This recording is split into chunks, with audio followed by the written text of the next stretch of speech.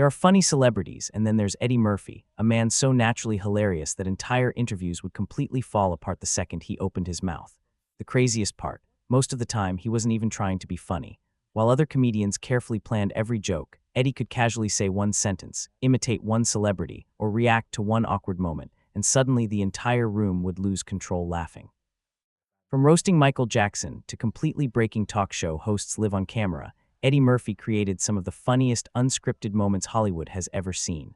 And as this video goes on, the stories somehow get even crazier, because some of Eddie's wildest comedy moments happened directly in front of the biggest celebrities in the world, and even they couldn't stop laughing.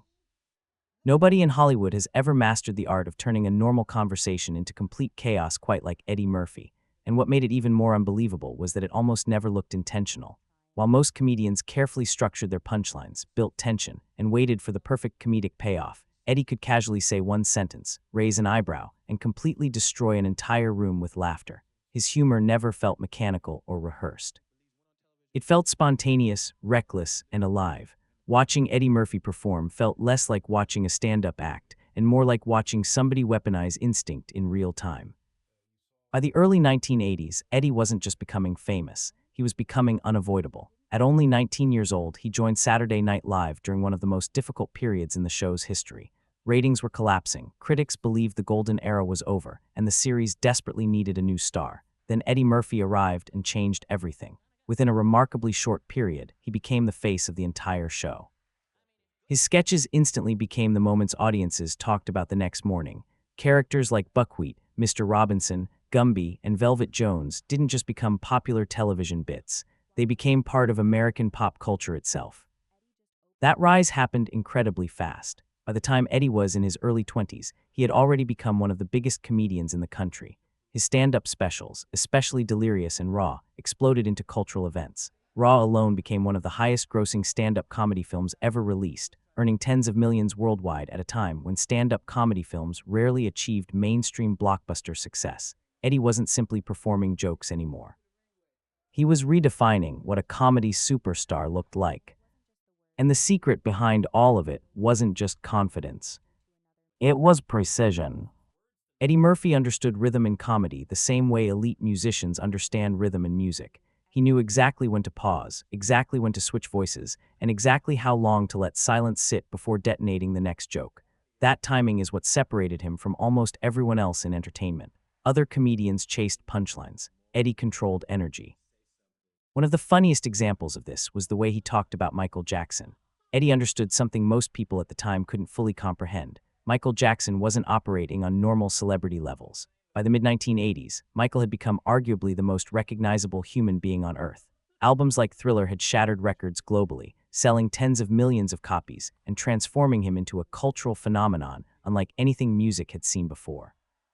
Eddie found the public's reaction to Michael endlessly fascinating. He joked about how Michael could appear on television, say almost anything with complete seriousness, and millions of people would immediately accept it as truth without hesitation.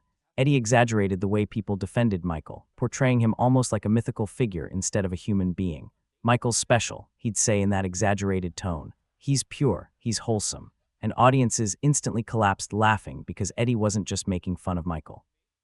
He was making fun of the world's obsession with him. That's what made Eddie so dangerous as a comedian. His jokes always had layers.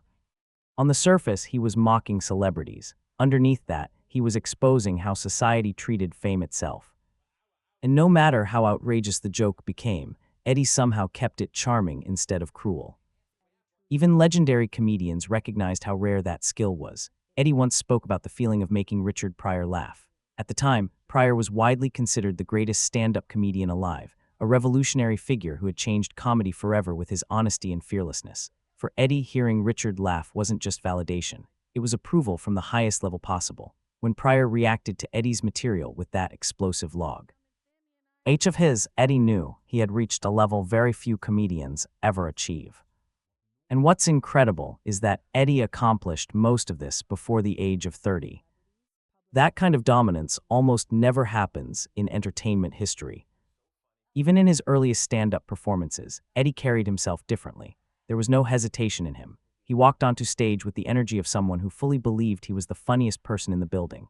He talked about uncomfortable situations, humiliating childhood memories, arguments, insecurities, dating disasters, family chaos, and celebrity culture with a level of honesty that audiences had rarely seen before. He didn't sanitize stories to sound polished.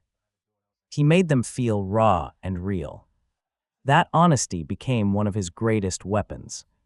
And then there were the impressions. Eddie Murphy didn't just imitate people, he studied them. He observed celebrities with almost frightening accuracy. He paid attention to the tiny details nobody else noticed, the rhythm of their speech, the way they moved their shoulders, the pauses between words, the confidence behind their posture. His impressions felt less like parody and more like full character possession. His impression of Mike Tyson became legendary because Eddie captured Tyson's cadence so perfectly that audiences erupted before the joke even fully landed. Tyson himself eventually became known not only as one of the most intimidating athletes in sports history, but also as one of the most impersonated figures in comedy because of that distinctive voice and personality. The same thing happened with Michael Jackson. Eddie once described attending a gathering where Michael was so overwhelmed by the number of people in the room that he hid behind a door to avoid the crowd. Most people would tell that story normally. Eddie transformed it into a cinematic comedy scene. He described himself walking behind the door and finding the most famous entertainer on earth hiding like a nervous child at a house party. The visual alone was hilarious. But what made moments like that special was authenticity. Eddie genuinely knew these people. These weren't distant celebrity observations from tabloids or gossip magazines. They were stories from inside Hollywood itself, told by someone who actually lived around the biggest stars in the world. And somehow, Eddie remained just as funny even in scripted environments. Whether he was starring in blockbuster films like Beverly Hills Cop, Coming to America, or The Nutty Professor, he carried that same unpredictability into every role. Beverly Hills Cop alone became the highest-grossing R-rated movie of its time and transformed Eddie into one of Hollywood's most bankable actors. Throughout the 1980s and 1990s, Eddie Murphy films collectively generated billions in global box office revenue, placing him among the most commercially successful comedians in history. And yet, despite all the fame, Eddie still felt spontaneous. That spontaneity completely changed talk shows. Interview hosts quickly learned that inviting Eddie Murphy onto a show meant surrendering control almost immediately. Interviews stopped feeling structured whenever Eddie appeared. A simple question could spiral into a 10-minute comedy routine without warning. If the audience screamed too loudly, Eddie would comment on it. If the host asked something serious, Eddie would twist it into absurdity. If the atmosphere became too calm, he would deliberately create chaos just to make things more entertaining. One of the funniest examples came when someone asked whether he saw himself as attractive. Most celebrities would answer diplomatically. Eddie instantly started joking about how terrible he looked in the morning, describing messy hair, tired eyes, and the reality behind celebrity image. Suddenly, the interview stopped feeling promotional and became pure comedy. That unpredictability made him impossible to prepare for. And interviewers weren't the only targets.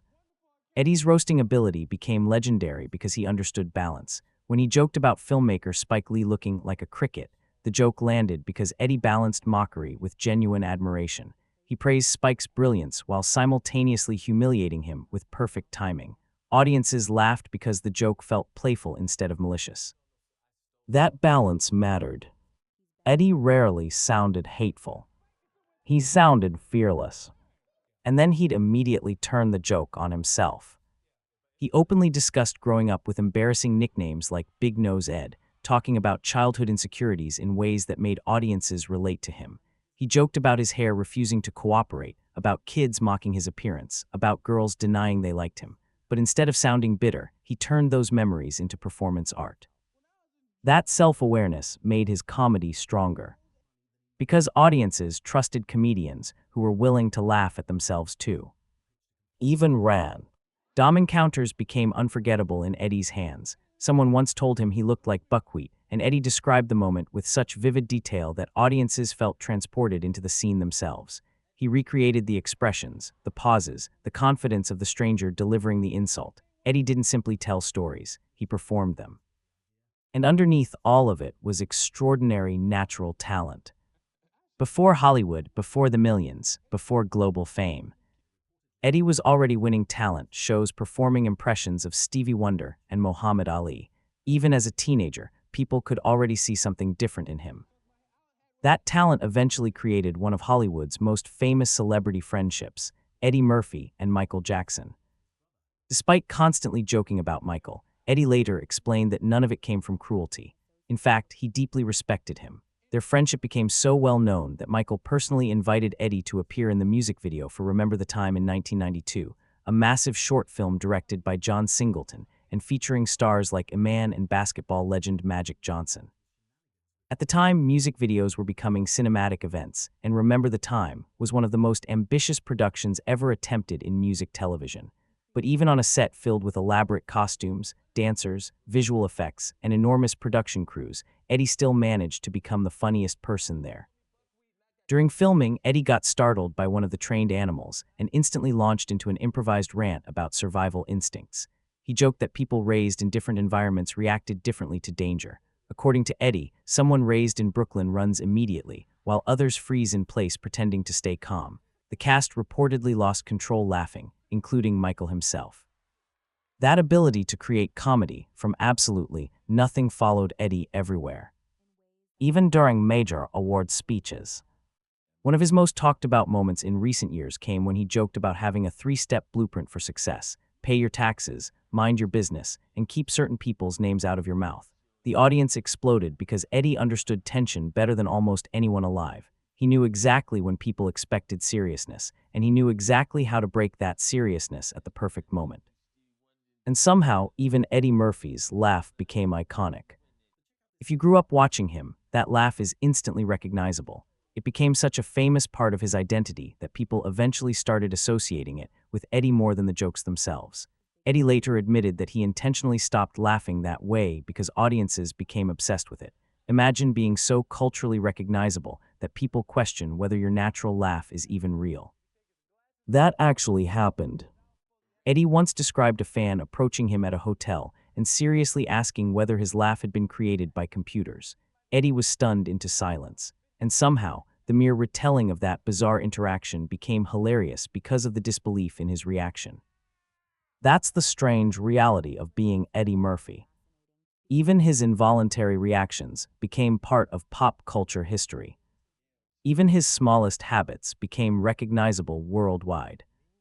And through all of it, the stand-up specials, the blockbuster films, the celebrity impressions, the interviews, the stories, the controversies, the unforgettable laughter, and decades of influence, Eddie Murphy mastered something almost nobody in entertainment history truly masters: control. He always knew exactly how far to push a joke, exactly when to pause, exactly when to stop. That precision didn't just make him funny, it made him legendary. Before we get into some of Eddie Murphy's most insane celebrity moments, take a second to subscribe if you love videos about legendary Hollywood personalities, unforgettable comedy moments, and behind-the-scenes celebrity stories like these. A lot of people watch these videos without subscribing, but subscribing genuinely helps the channel grow and allows us to keep making long cinematic videos about icons like Eddie Murphy, Michael Jackson, and other entertainment legends. And trust me, the deeper we get into this video, the more unbelievable these moments become.